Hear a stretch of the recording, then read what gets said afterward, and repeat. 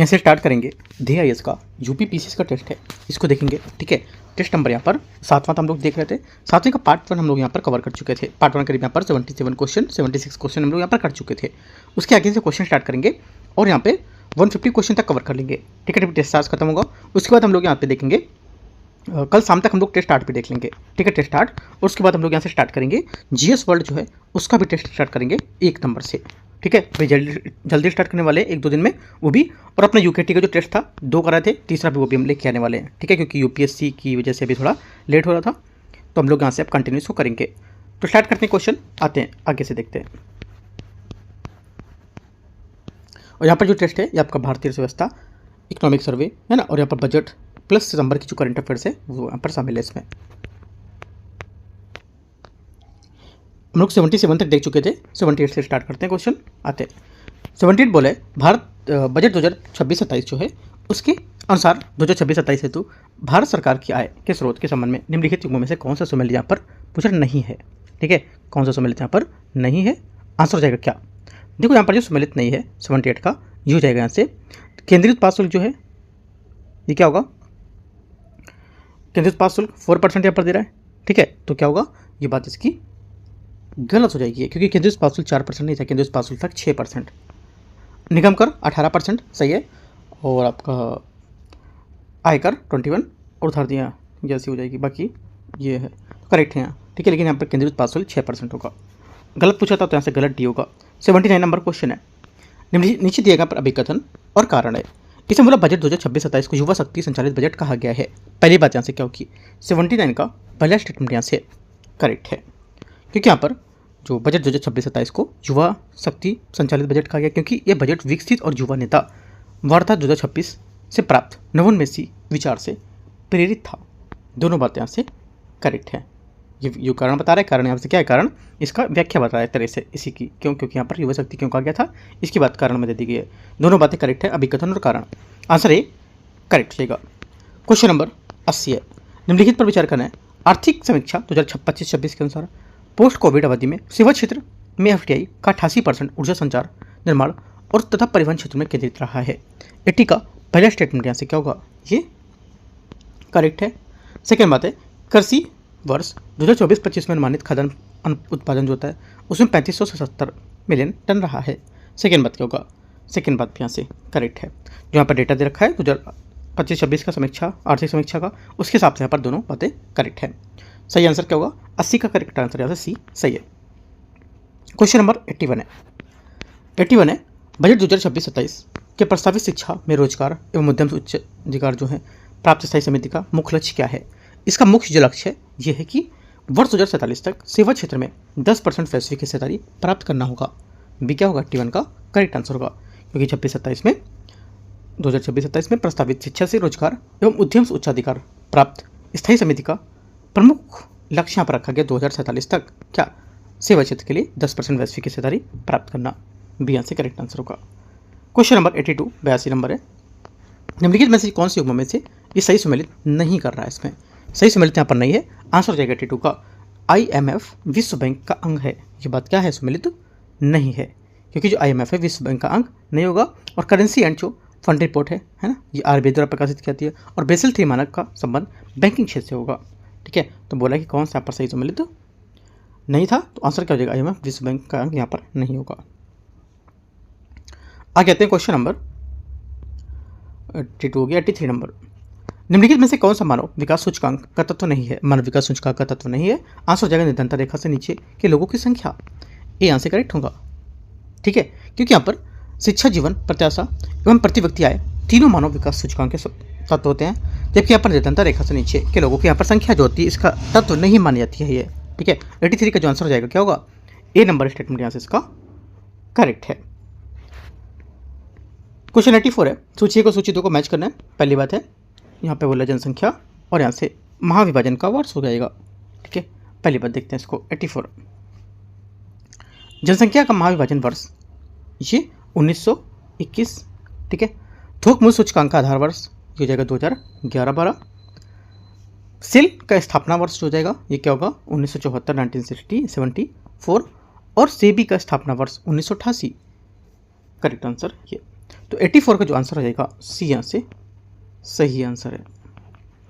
Question number 85 है, सूची 1 और सूची 2 को मैच करना समिति और इसके कार्यक्षेत्र कौन कौन से हैं। पहली बात है, पहला है समिति और कार्यक्षेत्र। वांचू समिति आपको हो जाएगी प्रत्यक्ष कर से, ठीक है, एक 1। दांतेवाड़ा समिति क्या होगी, दांतेवाड़ा समिति की जो हो जाएगी ये बेरोजगारी को लेकर के।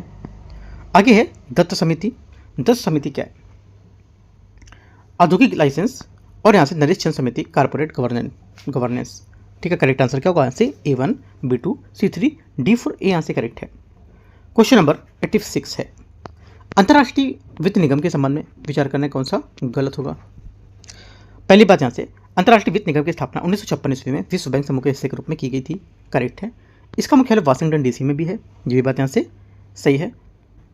इसका उद्देश्य कि विश्व के जो विभिन्न देश हैं उसके सरकारों को ऋण प्रदान करना और विकास योजनाओं को संचालित करना होगा, ये बात गलत है।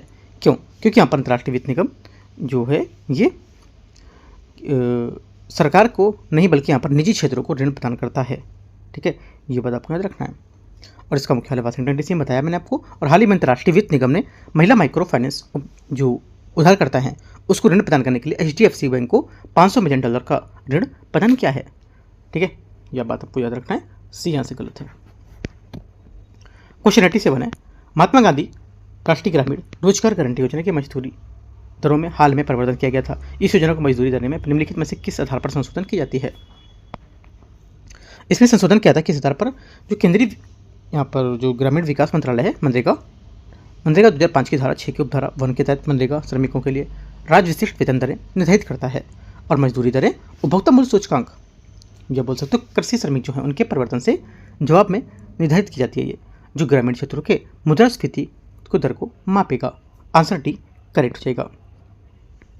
क्वेश्चन नंबर 88 है, 88 नंबर, निम्नलिखित में से किस बजट प्रणाली को सनसेट बजट सिस्टम कहा जाता है। सनसेट बजट सिस्टम किसको कहा जाता है, 88 का आंसर हो जाएगा। जीरो बेस बजट जो होता है, ठीक है, ये व्यय पर अंकुश लगाने की तार्किक प्रणाली होती है। इस प्रणाली में हर बार यहाँ पर क्या विकल्प बिल्कुल नए सिरे से यहाँ पर बजट तैयार किया जाता है और इस विगत यहाँ पर व्यय को विचार का कोई यहाँ पर आधार नहीं बनाया जाता है और विगत व्यय को यहाँ पर जो भावी व्यय है उसके तर्क में रूप में स्वीकार नहीं किया जाता है, ठीक है। और इस प्रणाली को सूर्यास्त बजट प्रणाली या सनसेट बजट सिस्टम भी कहा जाता है, जिसका अर्थ होता है कि वित्तीय वर्ष के यहाँ पर सूर्यास्त से पूर्व समय विभाग को यहाँ पर शून्य आधारित बजट प्रस्तुत करना होगा और जिसमें उसके प्रत्येक क्रियाकलाप के उपलब्धियों का लेखा जोखा होता है। क्वेश्चन नंबर 88 का डी। 89 नंबर है, एशियाई आधारिक संरचना निवेश बैंक के बारे में विचार करना है। एशियन इंफ्रास्ट्रक्चर इन्वेस्टमेंट बैंक, ठीक है, इसका परिचालन जनवरी 2016 में प्रारंभ हुआ था। 89 का पहला स्टेटमेंट यहाँ से करेक्ट है। इसका मुख्यालय बीजिंग में है, ये भी बात यहाँ से सही है। तीसरा, वर्तमान में इसके सदस्यों की संख्या 100 से अधिक है, ये भी बात यहाँ से करेक्ट है। चौथी बात है, इसमें एशिया से बाहर कोई सदस्य नहीं है, ये बात इसकी गलत हो जाएगी। एशियन मतलब ये नहीं कि एशियन इंफ्रास्ट्रक्चर डेवलपमेंट बैंक है तो एशिया का कोई मेंबर नहीं होगा, है ना, तो मतलब एशिया से बाहर कोई मेंबर नहीं होगा, तो गलत बात है क्योंकि एशियाई आधारित संरचना निवेश बैंक में एशिया देशों के साथ साथ यहाँ पर विश्व के अन्य देश भी शामिल, जैसे कि इस बैंक के संस्थापक सदस्यों में कितने 57 सदस्य देश शामिल थे। वर्तमान में इसके सदस्यों की संख्या 106 हो चुकी है, ठीक है, इंपॉर्टेंट बात है याद रखना है। 1 to 3 करेक्ट आंसर है बी। क्वेश्चन 90, माल के आयात हेतु विदेशी विनिमय की स्वीकृति निम्न में से कौन देता है। आंसर हो जाएगा ये रहता है करेक्ट आंसर। किसी माल के आयात हेतु आयातक विदेशी माल जो विनिमय होता है उसकी प्राप्ति की भारतीय रिजर्व बैंक द्वारा अधिकृत विनिमय बैंकों के माध्यम से स्वीकृति प्रदान कर सकते हैं। आंसर 90 का डी करेक्ट है। 91 है, वर्तमान में लाइसेंस अनिवार्य के दायरे में निम्नलिखित उद्योगों में से किसको रखा गया है। आंसर हो जाएगा रखा गया है यहाँ से, एक तो देखो तंबाकू निर्मित उत्पाद, ठीक है, करेक्ट है। यहाँ पर टोटल 4 जो उद्योग हैं उनको यहाँ पर अनिवार्य रखा गया है। तंबाकू निर्मित उत्पाद, औद्योगिक विस्फोटक, अति खतरनाक रसायन जो होते हैं, ठीक है, और आपका हो जाएगा रसायन, इलेक्ट्रॉनिक्स, एरोस्पेस और अच्छा उपकरण। 4 बातें यहाँ से सही, चारों स्टेटमेंट करेक्ट होगा। 1 2 3 4 सी। 91 का 92 92 नंबर, एक वित्तीय वर्ष के लिए राज्य की अनुमानित जो प्राप्तियां हैं उसके व्यय का विवरण, जिसे आवार्षिक वित्तीय विवरण कहा जाता है, किस अनुच्छेद के तहत यहाँ पर राज्य की विधायिका के समक्ष रखा जाता है, ठीक है। घुमाने के लिए कितना बड़ा स्टेटमेंट दे दिया, सीधा से पूछ रहे थे लेकिन सीधा से नहीं पूछना है, तो यहाँ से क्या करोगे आप, आंसर क्या होगा इसका, आंसर हो जाएगा ये 202 इसका सही आंसर है, क्योंकि राज्य की अनुमानित प्राप्तियों का व्यय जो है विवरण उसमें 202 में दिया गया है। लेकिन जो यहाँ पर कोई विधेयक धन विधेयक माना जाएगा यदि वह किसी कर का निरूपण उत्साधन परिहार परिवर्तन अथवा विनिमय करता है तो आर्टिकल 110 होगा। ठीक है, और 112 क्या होगा, भारत सरकार का आय व्यय का वार्षिक वित्तीय विवरण। ठीक है, और बचा क्या आपका 110, अनुच्छेद 110 जो है बता चुका हूँ मैं। ठीक है, तो याद रखना है सब बातें।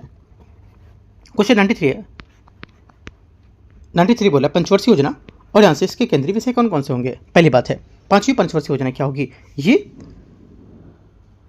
आपकी हो जाएगी गरीबी निधन को एवं रोजगार सृजन करना। पहली बात करेक्ट है, पहली बात करेक्ट है नहीं करेक्ट है, पांचवी पंचवर्षीय निधन, अच्छा ये गलत है, पांचवी वाली गलत हो जाएगी क्योंकि गरीबी जो निवारण एवं रोजगार योजना है ये छठी पंचवर्षीय योजना, पांचवी में नहीं होगी तो ये बात गलत हो जाएगी। सेकंड, छठी पंचवर्षीय योजना मैंने बताया आपको ये थी तो यहाँ पे भी गलत हो गई होगी, है ना। तीसरा, नवीं सामाजिक न्याय और समानता को आर्थिक समृद्धि करेक्ट है, और 11वीं तीव्रतर और अधिक समावेशी विकास, 3 और 4 इसका करेक्ट है 93 का। 93 के 2 करेक्ट है, कौन कौन सा 3 और 4, 2 बातें। 2 का मतलब यहाँ पर ये नहीं कि आपको ये 2 नंबर, ठीक है, ध्यान रखना है। 94 है, 94 नंबर क्वेश्चन है, निम्नलिखित पर विचार करना है। विश्व के सबसे पहले केंद्रीय बैंक की स्थापना 1668 में स्वीडन में हुई थी। पहली बात करेक्ट है क्योंकि यहाँ पर विश्व के पहले केंद्रीय बैंक की स्थापना 1668 में स्वीडन में हुई थी, जबकि सन 1770 में भारत में आधुनिक बैंकिंग प्रणाली की शुरुआत हुई थी। ठीक है, और बैंक ऑफ हिंदुस्तान के साथ हुई थी, और यह परंतु पूर्ण रूप से एक देश का पहला भारतीय बैंक पंजाब नेशनल बैंक 1894 में। दोनों बातें करेक्ट हैं, आंसर 94 का सी। 95 नंबर है, जब किसी सेवा या जो पद होता है उसके लिए आकस्मिक रूप से अत्यधिक एवं तुरंत सहायता आवश्यक होती है तो किस प्रकार के अनुदान की मांग रखी जाती है। बताओ, आपको बताना है, सोच के क्या होगा आंसर इसका।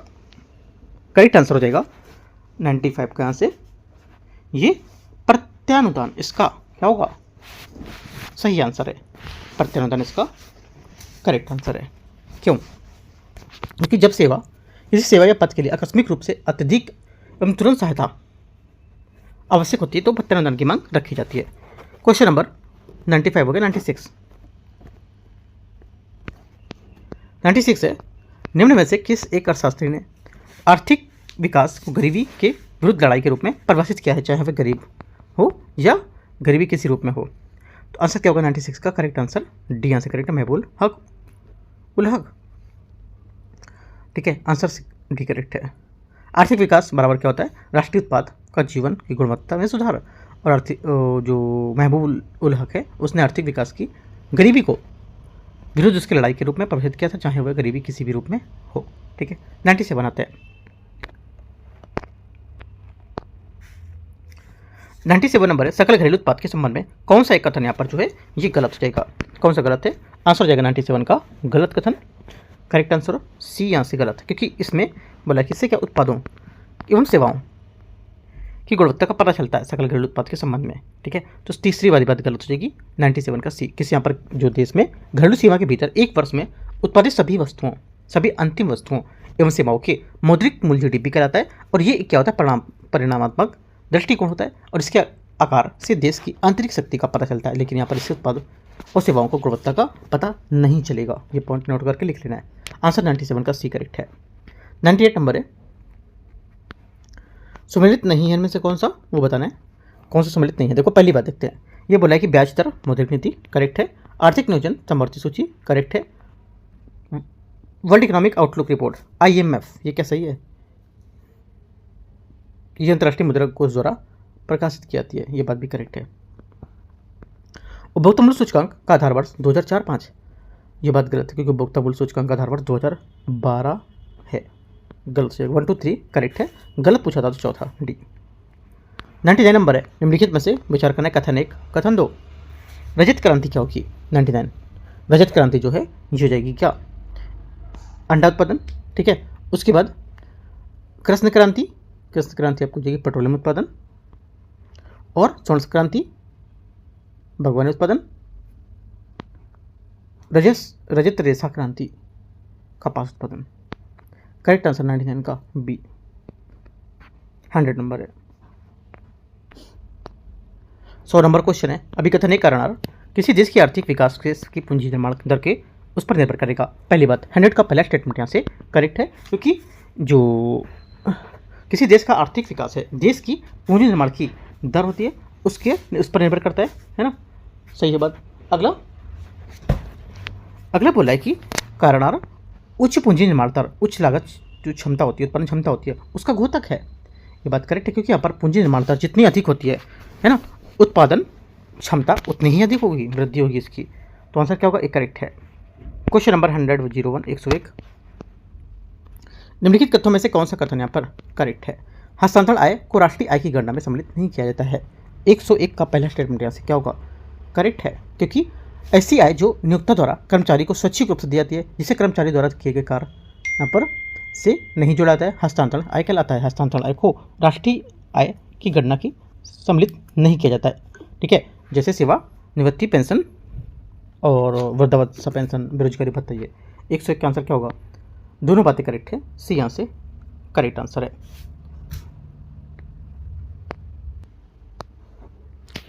102 नंबर क्वेश्चन है ऐसे, इसमें बोला है कि व्यापार संतुलन एक अभिलेख है क्या? ठीक है, व्यापार संतुलन जो है एक अभिलेख है। तो जो एक अभिलेख है हमारा, ये माल और निर्यात के यहाँ पर जो आयात मूल्य है घटाकर अवशेष लेना। ठीक है, ऐसे यहाँ पर आए जो किसी देश का व्यापार संतुलन एक निश्चित समयावधि के उस देश का द्वारा जो आयातित होता है व निर्यातित वस्तुओं के जो मौद्रिक मूल्य है उसका विवरण मानते हैं। इसका निर्धारण माल के निर्यात से अलग मूल्य घटाकर अवशेष के रूप में कर सकते हैं। 102 का बी करेक्ट आंसर। 103 नंबर है, उल्टा यू आकार आकारित यहाँ पर जो आय वितरण परिकल्पना किसने संबंधित है या किससे संबंधित है या किसने दिया था इसको, ये किसने बनाया था? तो कई टाइप से क्वेश्चन पूछ सकते हैं ना, तो यहाँ पे हमको डीप में थोड़ा पढ़ने की जरूरत होती है। तो 103 का जो आंसर हो जाएगा ये हो जाएगा क्या? करेक्ट आंसर साइमन कोजेनेट्स के अनुसार। किसने? साइमन कोजेनेट्स ने। ठीक है, उनके अनुसार प्रति व्यक्ति जो आय का वृद्धि, ठीक है, और उसके साथ यहाँ पर जो आरंभ हुई विषमता है वो क्या बढ़ती है, और बाद में आय की वृद्धि के साथ यहाँ पर आय विवरण की समानता कम होने लगती है। और इस संबंध में कोजेनेट्स ने उल्टे यू का पकड़ के माध्यम से समझाया था। ठीक है, तो आंसर क्या होगा? डी यहाँ से करेक्ट आंसर है। आगे आते हैं क्वेश्चन, देखते हैं क्वेश्चन नंबर 104। 104 है, निम्नलिखित पर विचार करना है। केंद्रीय योजना और एक जगह दे रहा है यहाँ पर कब प्रारंभ हुई थी ये। ठीक है, पहली बात है, पहले बोला कि यहाँ पर प्रधानमंत्री उज्ज्वला योजना, ये कब हुआ था? प्रधानमंत्री उज्ज्वला योजना, तो मैच करेंगे क्या आएगी? ये हो जाएगी आपके यहाँ से। दूसरा क्या दे रहा है? नमामि गंगे। ठीक है, तीसरा क्या है? तीसरा यहाँ पे आयुष्मान भारत, राइट। चौथा यहाँ पर है भारतमाला जो परियोजना है, ये दे रखा है। तो जो हमारा पहला आंसर हो जाएगा ये हो जाएगा क्या? ये प्रधानमंत्री उज्ज्वला योजना 1 मई 2016। ठीक है, 1 मई 2016, इसका भी 10 साल पूरा हो चुका है, काफ़ी इंपॉर्टेंट भी प्रधानमंत्री उज्ज्वला योजना। यूपी पीसीएस क्वेश्चन पूछ सकता है। नमामि गंगे का 7 जुलाई 2016। ठीक है, ये भी पूरा हो जाएगा, भी इसका भी 10 साल। आयुष्मान भारत हो जाएगा 23 सितंबर 2018। और भारतमाला परियोजना 24 अक्टूबर 2017। ठीक है, तो याद रखना आंसर क्या होगा? करेक्ट आंसर सी आंसर सही है।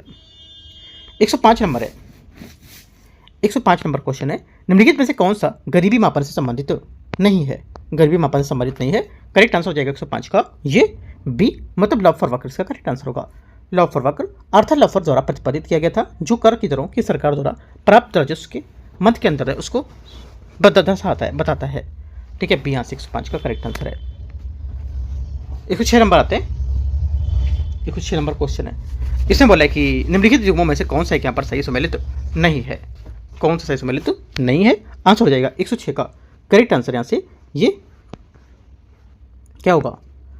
106 का आंसर हो जाएगा वांछित समिति प्रत्यक्ष करों से संबंधित है। ये बात गलत हो जाएगी, कर सुधार से नहीं होगी।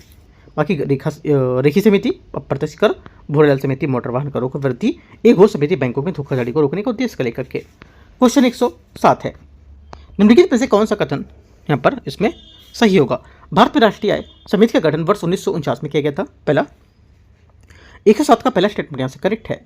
सेकेंड है, साधारण लागत पर राष्ट्रीय आय में अप्रत्यक्ष करों को शामिल नहीं किया जाता है। सेकेंड क्या होगी बात? सेकेंड बात यहाँ से आपकी जो हो जाएगी क्या? करेक्ट है, सही है। क्यों? क्योंकि यहाँ पर वर्तमान समय में राष्ट्रीय आय का अनुपात लगाने के लिए आधार वर्ष 2011-12 बताया गया है, और उसको लेकर के साधन लागत पर राष्ट्रीय आय में अप्रत्यक्ष करों को शामिल नहीं किया जाएगा। 107 का आंसर सी करेक्ट है। क्वेश्चन नंबर 108 आते हैं। 108 बोला भारतीय रिजर्व बैंक द्वारा बैंकों को ग्राहकों को एक यहाँ पर शीघ्र शिकायत निवारण व्यवस्था उपलब्ध कराने के लिए इसमें से बैंकिंग लोकपाल नामक संस्था का गठन किया गया था कब? 108 का आंसर हो जाएगा। ये गठन किया गया था इसका सी 1995 जून, ठीक है, जून 1995 करेक्ट आंसर होगा। भारतीय रिजर्व बैंक द्वारा बैंकों के ग्राहकों के लिए एक शिकायत निवारण तंत्र व्यवस्था बनाई गई थी। जून 1995 में बैंकिंग लोकपाल नामक संस्था का गठन किया गया था। 109 कैश काउ। कैश काउ शब्द निम्नलिखित में से किससे संबंधित है? कैश काउ शेयर बाजार से संबंधित है। जब यहाँ पर कोई शेयर लगातार जो होता है वो अच्छा लाभ देता रहता है ना, ज़्यादातर ऊपर बढ़ता रहता है, तो क्या होता है, ये ऐसे शेयरों को कैश काउ के रूप में जानते हैं हम लोग, ठीक है, उसकी संज्ञा दी जाती है। करेक्ट आंसर 109 का बी। 110 नंबर है, निम्नलिखित में से कथनों पर बताना कौन सा कथन यहाँ से सही है? भारतीय मुद्रा बाजार दीर्घकालिक कोष से संबंधित है, ठीक है, पहला क्या होगा? 110 का पहला स्टेटमेंट यहाँ से ये गलत है, क्योंकि यहाँ पर मुद्रा बाजार ऐसा बाजार है जहां अल्पकालिक प्रतिभूतियों को क्रय विक्रय होता है, ना कि दीर्घकालिक संबंधों का। गलत है। पूंजी बाजार में ऋण व अंश पत्रों के माध्यम से व्यापार होता है, इसका नियमन एवं नियंत्रण सेबी द्वारा किया जाता है। सेकेंड बात यहाँ से क्या होगी? करेक्ट है, आंसर केवल तो B. 111 network for greening the financial system से क्या तात्पर्य होगा? इसका तात्पर्य है इससे कि network for greening the financial system केंद्रीय बैंकों का एक स्वैच्छिक समूह है और वर्ष 2017 में पेरिस में आयोजित वन प्लेनेट समिट के दौरान इसका गठन किया गया था और इसका उद्देश्य वित्तीय प्रणाली के जलवायु परिवर्तन के परिणामों को विश्लेषण करना था। करेक्ट आंसर सी सही है। 112 मानव विकास सूचकांक के बारे में विचार करना है और निम्नलिखित में से किसका संयुक्त सूचकांक होगा? ये करेक्ट आंसर हो जाएगा 112 का। ये जीवन प्रत्याशा, शैक्षणिक उपलब्धि और प्रति व्यक्ति आय इसका सही आंसर होगा। कैसे? क्योंकि मानव विकास सूचकांक है जीवन प्रत्याशा, शैक्षणिक उपलब्धि तथा यहाँ पर जो प्रति व्यक्ति आय का जो संयुक्त सूचकांक होता है वो होता है, और ये संयुक्त राष्ट्र विकास कार्यक्रम यूएनडीपी द्वारा जारी किया जाता है। 112 का सी। 113 नंबर है, निम्नलिखित में से किस एक को स्टॉक बाजार भी कहते हैं? स्टॉक बाजार किस एक को कहते हैं? आंसर हो जाएगा द्वितीयक औद्योगिक प्रतिभूति बाजार को। बी आंसर होगा। द्वितीयक औद्योगिक प्रतिभूति बाजार को स्टॉक बाजार भी कहा जाता है। 113 का बी करेक्ट हो जाएगा। 114 नंबर क्वेश्चन है, IFCI, ICICI, IDBI, सिडबी इनमें से स्थापना का सही क्रम आपको लगाना है। क्या हो गया? देखो सही स्थापना के क्रम हो जाएंगे 114 का IFCI 1948 में, ठीक है, उसके बाद ICICI 1955, ठीक है, IDBI आपकी हो जाएगी 1964 और सिडबी आपकी 1990। सब सीरियल से लगा है ना, 1 2 3 4। 115 अंगटाट द्वारा संबंधित निम्नलिखित पर विचार करना है। इसकी स्थापना 1985 में जिनेवा स्विट्जरलैंड में हुई थी। 115 का पहला स्टेटमेंट यहाँ से क्या होगा? ये गलत है, क्योंकि अंगटाट की स्थापना 20 दिसंबर 1964 को जिनेवा के स्विट्जरलैंड में हुई थी, ठीक है। क्या होगी बात? ये बात गलत हो जाएगी, क्योंकि यहाँ पर 1985 लिखा था, यहाँ पर कितना था? 1964। सेकेंड है, व्यापार और विकास रिपोर्ट अंगटाट द्वारा जारी की जाती है। सेकेंड बात सही है, ओनली 2 करेक्ट है। 116 गरीबी निवारण समिति स्थापना वर्ष, ठीक है, कब है इसका? पहली बात है ये बोला कि अलग समिति 1979, अलग समिति कब हुई थी? 1979, पहली बात करेक्ट है। सेकेंड, लकड़वाला समिति 1993। तीसरी बात है सी रंगराजन समिति 2012। करेक्ट आंसर सभी यहाँ से सही है। 116 का आंसर क्या हो जाएगा? यहाँ से सी करेक्ट आंसर है, 1 और 3। दूसरी बात, लकड़वाला समिति गलत है यहाँ से। क्यों? देखो लकड़वाला समिति इसलिए गलत है क्योंकि नहीं, गलत नहीं होनी चाहिए, क्योंकि स्टेटमेंट तो सही दे रहा है 1 2 3। हाँ ठीक है, इसका आंसर गलत नहीं होगा। कौन सा सही समझ लेते हैं? डी इसका करेक्ट होगा, गलत नहीं है, सब सही है, ठीक है। 1 2 3। क्वेश्चन 117 दुर्गापुर लोक इस्पात संयंत्र के संबंध में विचार करना कौन सा गलत है? पहली बात यहाँ से ये बोला है कि इस संयंत्र की स्थापना 1959 में जर्मनी के सहयोग से की गई थी। एकदम करेक्ट है, क्योंकि दुर्गापुर लोक के संयंत्र की जो पश्चिम बंगाल में स्थित है, इसकी स्थापना 1959 में ईस्वी में ब्रिटेन के सहयोगी के रूप में की गई थी। इसे लौह अयस्क, छोटा नागपुर पठार और उड़ीसा के कोयला झरिया और झारखंड रानीगंज जो है उसमें लेकर के जल दामोदर नदी से प्राप्त होता है। आंसर ए करेक्ट है। क्वेश्चन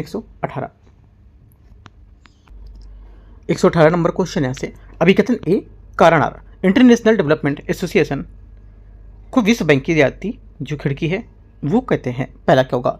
18वें का पहला स्टेटमेंट यहाँ से करेक्ट है, ठीक है, क्योंकि यहाँ पर इंटरनेशनल डेवलपमेंट एसोसिएशन को विश्व बैंक की रियायती खिड़की कहते हैं। इसकी स्थापना 1960 में हुई थी और 1961 में यूएनओ का अंग बना था। सेकेंड बात है, इसकी ब्याज दर तथा अवधि काफ़ी कम होती है या बहुत कम होती है। सेकेंड बात यहाँ से ये भी करेक्ट है, क्योंकि यहाँ पर इसकी अवधि जो है काफ़ी अधिक होती है, काफ़ी कम नहीं होती, काफ़ी ज़्यादा होती है। कितनी? आरडी द्वारा यहाँ पर जो दिए गए लोन 40 वर्ष की अवधि के लिए होते हैं, और ये जिसमें 10 से 12 वर्ष का ग्रेड पीरियड यहाँ पर होता है, जबकि यहाँ पर ब्याज दर 0 होती है और केवल यहाँ पर 0.75% सेवा लागत के रूप में प्रतिवर्ष लिया जाता है। ठीक है, ओनली वन करेक्ट है 18 का, ए आंसर होगा सी। क्वेश्चन नंबर 119 है, अभिकथन ए कारणार्थ। इसमें बोला है कि प्रगामी जो कार्य होता है, प्रोग्रेसिव टैक्स होता है, उसकी आय पुनर्वितरण का सर्वोत्तम मार्ग मानाता है। 19 का पहला स्टेटमेंट यहाँ से क्या होगा? ये करेक्ट है। सेकेंड बात है, प्रगामी करारोपण में आय में वृद्धि के साथ साथ कर की दर भी बदलती रहती है। सेकेंड बात भी यहाँ से करेक्ट है। ठीक है, दोनों बातें एकदम सही है। आंसर 119 का क्या होगा? ए करेक्ट है।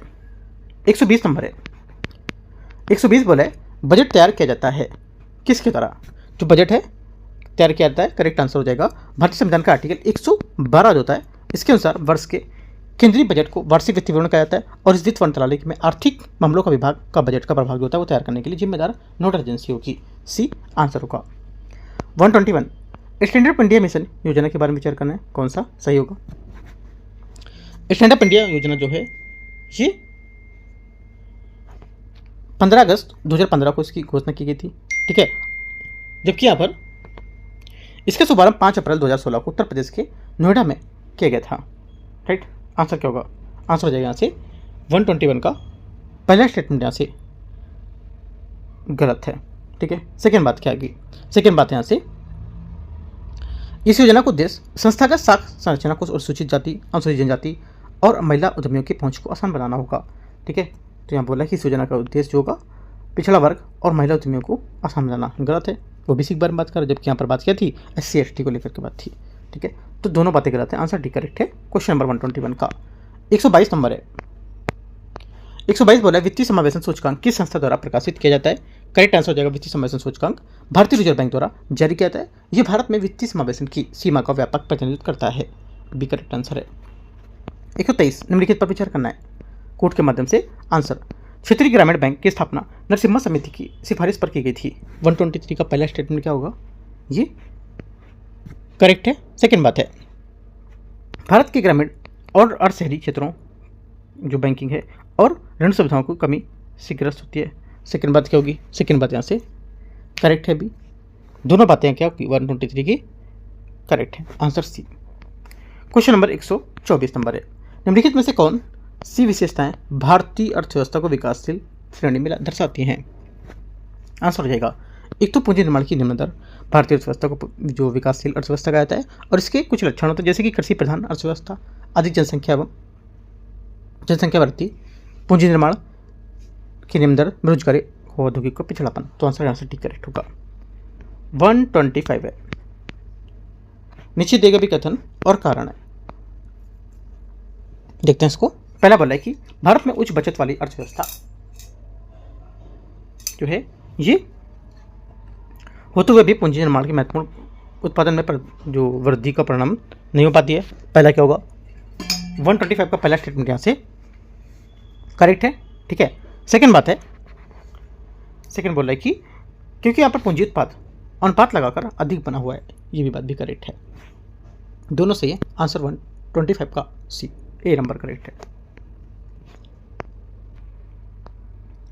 126 नंबर है, निम्नलिखित में से किस वर्ष राष्ट्रीय स्वास्थ्य बीमा योजना की शुरुआत की गई थी?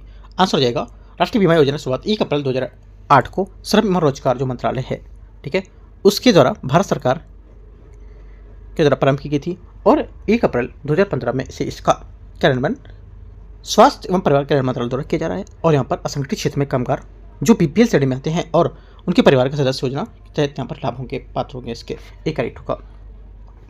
127 नंबर क्वेश्चन है, निम्नलिखित की योजना के हिसाब से कार्यक्रम के अनुसार व्यवस्थित करना है। पहला है national digital health mission, Namami Gange, startups India, skill India. 4 बातें दे रखी हैं, 4 बातें यहाँ पर है, इसके हिसाब से बताना है कि नमामि गंगे जून 2014, ठीक है।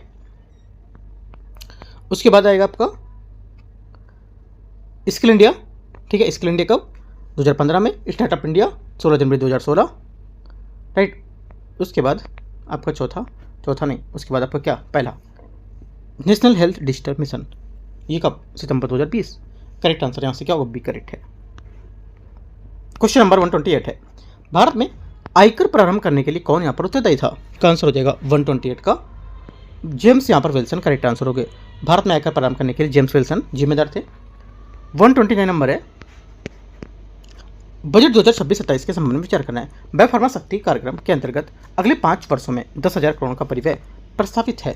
129 का पहला स्टेटमेंट यहाँ से क्या होगा? ये करेक्ट। सेकंड, 16वें वित्त आयोग द्वारा स्वीकार किया गया ऊर्ध्व अंतरण 41% होगा। सेकंड बात भी यहाँ से करेक्ट है, दोनों बातें सही हैं। 130 नंबर है, बजट 26-27 के अनुसार 5 वर्षों में 20 नए राष्ट्रीय जलमार्ग विकसित किए जाएंगे। पहला क्या होगा? 130 का पहला स्टेटमेंट यहाँ से करेक्ट है। सेकंड, बजट 26-27 के अनुसार सरकार आत्मनिर्भर फंड शुरू करेगी, जिसमें क्या होगा? शुरुआत में 4,000 करोड़ डाले जाएंगे। दोनों बातें यहाँ पे स्टेटमेंट इसका करेक्ट है। 130 का सी। 131 है, निम्नलिखित में कथनों पर विचार करना है। पहली बात है कि सितंबर 2025 में ई गवर्नेंस पर राष्ट्रीय सम्मेलन 2025 का आयोजन हैदराबाद तेलंगाना में किया गया था। 131 का पहला स्टेटमेंट यहाँ से क्या होगा? ये गलत है, क्योंकि यहाँ पर ई गवर्नेंस सम्मेलन जो था विशाखापट्टनम आंध्र प्रदेश में किया गया था। इस वर्ष के सम्मेलन में विषय थीम विकसित भारत, सिविल सेवा और डिजिटल परिवर्तन था। ये बात करेक्ट है। 131 का आंसर बी। 132, निम्नलिखित पर विचार करना है। सितंबर 2025 में रूस की कैंसर वैक्सीन की शुरुआत परीक्षण में 100% प्रभावकारी रही थी। पहली बात क्या होगी? 132 का पहला स्टेटमेंट यहाँ से करेक्ट है। सेकंड है, यह वैक्सीन mRNA तकनीकी पर आधारित है। सेकंड बात क्या होगी? सेकंड बात यहाँ से करेक्ट है बी। दोनों बातें यहाँ से सही है, ठीक है। आंसर क्या होगा? आंसर हो जाएगा 132 का करेक्ट आंसर सी सही आंसर होगा। 133 नंबर क्वेश्चन है, अभिकथन ए और कारण आर। सितंबर 2025 में भारतीय सेवा द्वारा अभ्यास सियोम प्रहार का आयोजन अरुणाचल प्रदेश में किया गया था। 133 का पहला स्टेटमेंट यहाँ से क्या होगा? करेक्ट है। इसका उद्देश्य था कि यहाँ पर आधुनिक जो सामरिक अभियान है इसमें ड्रोन तकनीकी के उपयोग को प्रमाणित करना। दोनों बातें यहाँ से करेक्ट है। 133 का आंसर ए। 134 है, निम्नलिखित कथनों पर विचार करना है। सितंबर 2025 में प्रधानमंत्री नरेंद्र मोदी ने 8,070 करोड़ रुपए अधिक लागत वाली यहाँ पर बैराबी सेरांग रेल का उद्घाटन किया है। पहली बात 134 का पहला करेक्ट है। 134 का सेकंड बात, ये रेलवे लाइन मिजोरम में स्थित है। क्या बात सी है? एकदम करेक्ट है, दोनों सही आंसर सी। 135 निम्नलिखित पर विचार करना है। सितंबर 2025 में Bharat health AI global regulatory network में शामिल हुआ है। 135 का पहला स्टेटमेंट क्या होगा? ये करेक्ट है। सेकंड, इसका मुख्यालय जिनेवा में स्थित है। सेकंड बात भी करेक्ट है, आंसर सी। अभ्यास मैत्री जो 14 है, ठीक है, उसके बारे में विचार करना है। सितंबर 2025 में इसका आयोजन भारत एवं थाईलैंड के मध्य किया गया था। करेक्ट बात है। इसका आयोजन उमरोई मेघालय में किया गया था। ये बात भी करेक्ट है, दोनों बातें सही हैं, आंसर सी। 137, निम्नलिखित कथनों पर विचार करना है। सितंबर 2025 में सीपी राधाकृष्णन ने देश के 15वें उपराष्ट्रपति को निर्वाचित हुए थे। 137 का पहला क्या होगा? पहला यहाँ से करेक्ट है। सेकंड, उपराष्ट्रपति निर्वाचित होने से पूर्व वे झारखंड के राज्यपाल थे। सेकंड बात क्या होगी? सेकंड बात यहाँ से ये गलत है, क्योंकि उपराष्ट्रपति निर्वाचित हुए, उपराष्ट्रपति निर्वाचित होने से पहले वो पूर्व महाराष्ट्र के राज्यपाल थे, न कि झारखंड से। ओनली वन करेक्ट है, आंसर ए करेक्ट हो जाएगा। क्वेश्चन नंबर 38, सितंबर 2025 में सुशीला कार्की के नेपाल के अंतरिम प्रधानमंत्री पद पर नियुक्त की गई थी। इस संबंध में विचार करना है। इस पद पर पहुंचने वाली वह नेपाल की पहली महिला हैं। 138 का पहला स्टेटमेंट यहाँ से करेक्ट है। सेकंड, इससे पूर्व वह नेपाल की पहली महिला के मुख्य न्यायाधीश के रूप में थी। इस सेकंड बात भी इसकी क्या होगी? करेक्ट हो जाएगी, दोनों सही है। क्वेश्चन नंबर 139 है, निम्नलिखित में से विचार करना है। The Chola tigers avengers of Somnath पुस्तक के लेखक अमरीश हैं, ठीक है, अमीश हैं। पहला क्या होगा? 139 का पहला स्टेटमेंट यहाँ से करेक्ट है। Mother Mary comes to me Arundhati Roy का पहला स्मरण होगा। सेकेंड बात यहाँ से ये भी करेक्ट है, आंसर सी। 140 नंबर है, सितंबर 2025 में संपन्न पुरुष हॉकी एशिया कप 2025 के संबंध निम्नलिखित में से कथन पर विचार करना है। इसका आयोजन भुवनेश्वर उड़ीसा में किया गया था। पहला क्या होगा, 140 का पहला स्टेटमेंट यहाँ से गलत है, क्योंकि इसका आयोजन जो है ये हुआ था कहाँ पर, राजगीर बिहार में। ये कप भारत का, ये मतलब जो कप था भारत ने जीता था खिताब, सही बात है। इसका अपन दक्षिण कोरिया उप विजेता रहा था, ये बात भी करेक्ट है। दोनों बातें सही है। 40 का आंसर भी करेक्ट है। 41 है, सितंबर 2025 में प्रसिद्ध फरीदा परवीन का निधन हो गया था। ये किस से संबंधित है? ये आंसर हो जाएगा 41 का करेक्ट आंसर। ये वह बांग्लादेश की नागरिक थी, पहली बात है, सही है। और सेकंड बात, वे लालन गीतों का रानी के नाम से जानती जाती थी। सेकंड बात यहाँ से गलत हो जाएगी, क्योंकि यहाँ पर सितंबर 2025 में प्रसिद्ध भारतीय लेखिका किरण देसाई को बुकर पुरस्कार, जो प्रसिद्ध यहाँ पर जो गायिका है फरीदा परवीन, इनका निधन हुआ था, और इसके संबंध में यहाँ पर दोनों बातें करेक्ट हैं, सी आंसर होगा। 142 है, निम्नलिखित पर विचार करना है। सितंबर 2025 में प्रसिद्ध भारतीय लेखिका किरण देसाई का बुकर पुरस्कार के लिए शॉर्टलिस्ट किया गया है, एकदम सही बात है। उनके उपन्यास द इनहेरिटेंस ऑफ लॉस के शॉर्टलिस्ट किया गया था उनको। सेकेंड बात गलत है, क्योंकि इनको उपन्यास the lean लोनस of Sonia and Sunny, उसके लिए मतलब शॉर्टलिस्ट किया गया था। ओनली वन करेक्ट है। 143 विश्व पर्यटन दिवस 2025 के संबंध में विचार करना है। 28 सितंबर 2025 को 7वें विश्व पर्यटन दिवस का आयोजन मेलाका मलेशिया में किया गया था। 143 का पहला स्टेटमेंट यहाँ से क्या होगा, ये करेक्ट है। इस सम्मेलन का मुख्य विषय टूरिज्म एंड सस्टेनेबल ट्रांसफॉर्मेशन था। सेकेंड बात करेक्ट है, 143 का सी। 144 सितंबर 2025 में आए सुपर टाइफून टकासा निम्नलिखित में से कौन सा एक क्षेत्र प्रभावित नहीं रहा है? इसका आंसर हो जाएगा 144 का ये करेक्ट आंसर, इंडोनेशिया एवं मलेशिया, ठीक है। और सितंबर 2025 में आए सुपर टाइफून टकासा ने ताइवान, हांगकांग, फिलीपींस, दक्षिण चीन के कई भारी क्षेत्रों में तबाही मचाई थी। 145 है, सितंबर 2025 में निम्नलिखित में से भारतीय राज्यों में से कौन सा एक गोवंश वध पर कानूनी रूप से पूर्ण प्रतिबंध लगाने वाला देश बन गया था? आंसर 145 का हो जाएगा करेक्ट, बी मध्य प्रदेश। 146 है, सितंबर 2025 में आयोजित बायोस्फीयर रिजर्व की 5वीं कांग्रेस 2025 का संबंध निम्नलिखित के हिसाब से बताना है कौन सा सही होगा। पहले बोले इसका आयोजन हांगझो चीन में किया गया था। 146 का पहला स्टेटमेंट यहाँ से क्या होगा, करेक्ट है। और इससे यूनेस्को मानव जीव मंडल जो है कार्यक्रम के तहत आयोजित किया गया था। सेकेंड बात भी यहाँ से करेक्ट है, आंसर सी।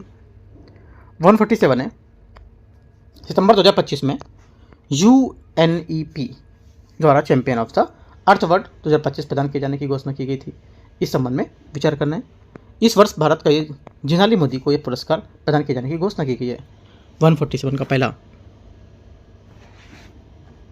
करेक्ट है। सेकेंड, मुंबई की जिनाली मोदी को महिलाओं ने के द्वारा संचालित कंपनी बोनोफी लेदर की स्थापना की गई थी। सेकेंड बात यहाँ से क्या होगी, ये करेक्ट है भी, दोनों बातें सही हैं। आंसर क्या होगा 147 का सी करेक्ट है। 148 है, 148 निम्नलिखित पर विचार करना है। सिंगापुर और वैश्विक शांति सूचकांक 2025 में एशिया का सबसे बड़ा शांत देश घोषित किया गया किस थे? 148 का आंसर हो जाएगा सी, मतलब सिंगापुर वैश्विक शांति सूचकांक को लेकर घोषित किया गया था, और राजस्थान को NGO एकजुट कर जो इसको 2025 का मैग्सेसे पुरस्कार के लिए चुना गया था। दोनों बातें क्या होंगी यहाँ से करेक्ट है। आंसर क्या होगा, आंसर जाएगा 148 का सी करेक्ट है। 149 आते हैं।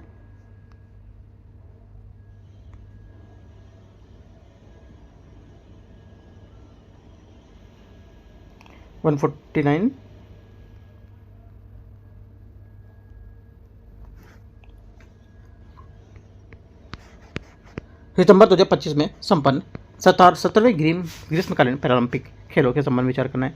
इस प्रतियोगिता में चीन का स्थान प्रथम स्थान पर था। 149 का पहला स्टेटमेंट यहाँ से करेक्ट है।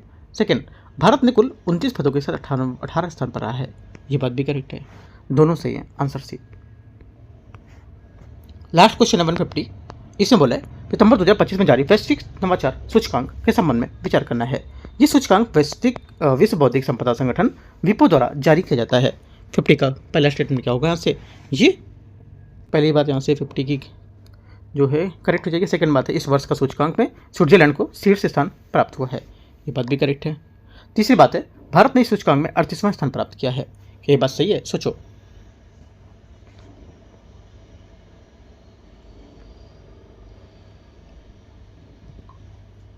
ये भी बात करेक्ट है। तीनों बातें सही है। 150 का आंसर डी करेक्ट है। तो कुछ टाइप से यहाँ पर 150 क्वेश्चन पूरे हो गए और यहाँ पर ये टेस्ट था आपका DIS का टेस्ट नंबर 7वां था। ठीक है, टेस्ट नंबर 7वां। और हम लोग अब डिस्कस करेंगे कल शाम तक या मॉर्निंग में परसों हम लोग डिस्कस करेंगे टेस्ट नंबर 9 को, सॉरी टेस्ट नंबर 8 को। 7 पूरा हो चुका है, 8 डिस्कस करेंगे और उसके बाद फिर GS वर्ल्ड का पेपर है वो भी हम लोग यहाँ पर लेकर आएंगे। ठीक है, GS वर्ल्ड और यहाँ पर ये जो आपका चल रहा है DIS का ये साथ में चलता रहेगा और अपने UKT का भी हम लोग यहाँ पर क्वेश्चन करेंगे सॉल्व। देखो ज़्यादा से ज़्यादा क्वेश्चन आपको सॉल्व करने हैं, फिर और टॉपिकों को भी साथ में लेकर चलना है। ठीक है, जो अपना हम पेपर बनाएंगे UKT का, तो उसमें क्या करेंगे, जो टॉपिक लास्ट में आ रहे हैं टॉपिक की भी पूरी लिस्ट बना देंगे हम लोग। ठीक है, इस टाइप से करेंगे। देखो पेपर को जो लेवल रखेंगे काफ़ी अच्छा रहेगा, क्योंकि अभी 2 पेपर मैं करा चुका हूँ, उनका लेवल थोड़ा सा ईजी था और जो आगे जितना जितना बढ़ते जाएंगे ना उसके लेवल थोड़ा करके टफ करते जाएंगे।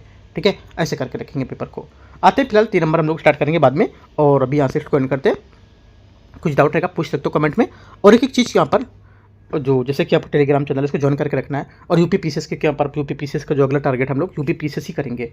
एक पेपर आपको अच्छे से यहाँ पर कराए जाएंगे सब। ठीक है, तो एंड करते हैं यहाँ से इसके। ठीक है, टेलीग्राम को ज्वाइन कर लेना है, काफ़ी इंपॉर्टेंट यहाँ पर कुछ रहेगा तो मैं आपको शेयर करता रहता हूँ। कुछ यूपीएससी के पेपर है वो सॉल्व करने हैं, जो मैं बताऊँगा आपको। टेलीग्राम ज्वाइन करो, मैं बताऊँगा कौन कौन से आप यूपीएससी के पेपर भी सॉल्व कर सकते हो यूपी पीसीएस के लिए।